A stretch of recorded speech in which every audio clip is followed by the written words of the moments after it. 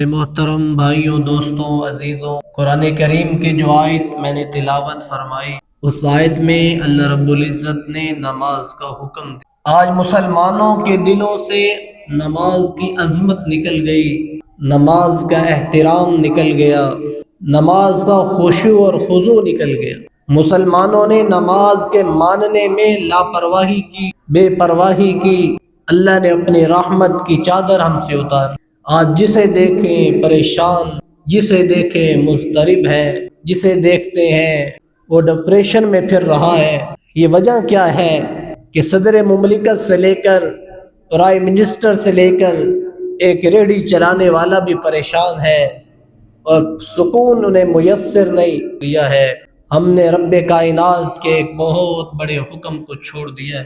آیت نمبر 14 میں فرمایا اننی انا اللہ لا الہ الا انا فاعبدنی واقم الصلاۃ لذکری۔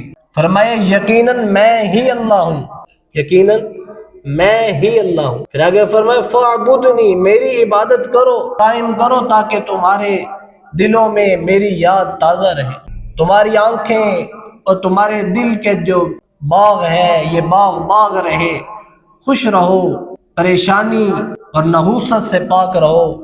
تو اس کے لیے واقم الصلاۃ لذکری کا حکم دیا۔ اننی انا اللہ لا الہ الا انا، یقیناً میں ہی اللہ ہوں، کل کائنات میں میرا کوئی شریک نہیں، آسمانوں پہ میرا کوئی ہمسر نہیں۔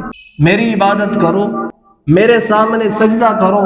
فاعبدنی واقم الصلاۃ لذکری۔ عبادت کے بعد سوال پیدا ہوتا تھا کہ اللہ کریں کیا جس سے آپ راضی ہو جائیں، جس سے ہماری زندگیاں سنور جائیں۔ تو آگے سے بیان کیا کہ واقم الصلاۃ، کہ نماز کو قائم کرو، اس سے ہوگا کیا؟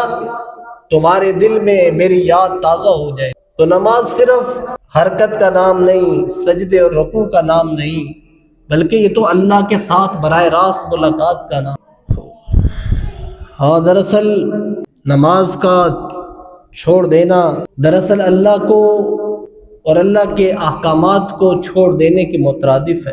اور جو 5 وقت میں بغاوت کا اعلان کرے، بھلا وہ کس طرح سکون سے رہ سکتا ہے، وہ کس طرح چین سے رہ سکتا ہے؟ اس لیے آپ علیہ الصلوۃ والسلام نے فرمایا کہ جو اللہ کے حکم سے بری و ذمہ ہو جائے، جو نماز چھوڑ دے، فرمایا اللہ پھر اس کو اس کے نفس کے حوالے کر، پھر وہ سکون تلاش کے لیے نکلے گا، کبھی دولت میں سکون کو تلاش کرے گا، کبھی وہ پیسوں میں سکون کو تلاش کرے گا، کبھی وہ شہرت میں سکون کو تلاش کرے گا، لیکن اسے سکون میسر نہیں آئے گا۔ فرمایا ہم نے تو قانون بیان کر دیا، ہم نے تو یہ اعلان کر دیا کہ الا بذکر اللہ تطمئن القلوب، کہ ہم دلوں کو اطمینان دیں گے، ہم دلوں کو سکون دیں گے تب جب تم ہماری یاد میں چلو، جب تمہارے دل ہماری یاد میں دھڑکیں گے، پھر ہم سکون بھی دیں گے، تمہیں راحت بھی دیں گے، تمہیں چین بھی دیں گے۔ کہ آواز سنیں تو ہمارے دل مضطرب ہو جائیں، ہمارے دلوں پر کپ کپی طاری ہو کہ ہمیں کس نے بلایا ہے، ہم اللہ کے حضور جانے والے ہیں، ہم اللہ کے حضور کھڑے ہونے والے ہیں۔ سیدنا علی المرتضیٰ رضی اللہ تعالیٰ عنہ کے بارے میں آتا ہے کہ جب اذان کی آواز سنتے تو جسم پر کپ کپی طاری ہو جاتی، آنکھیں سرخ ہو جاتی، جسم کانپنے لگتا، لوگ پوچھتے امیر المومنین ہم بھی تو اذان کی آواز سن رہے ہیں، آپ کی آنکھیں سرخ ہو جاتی ہیں۔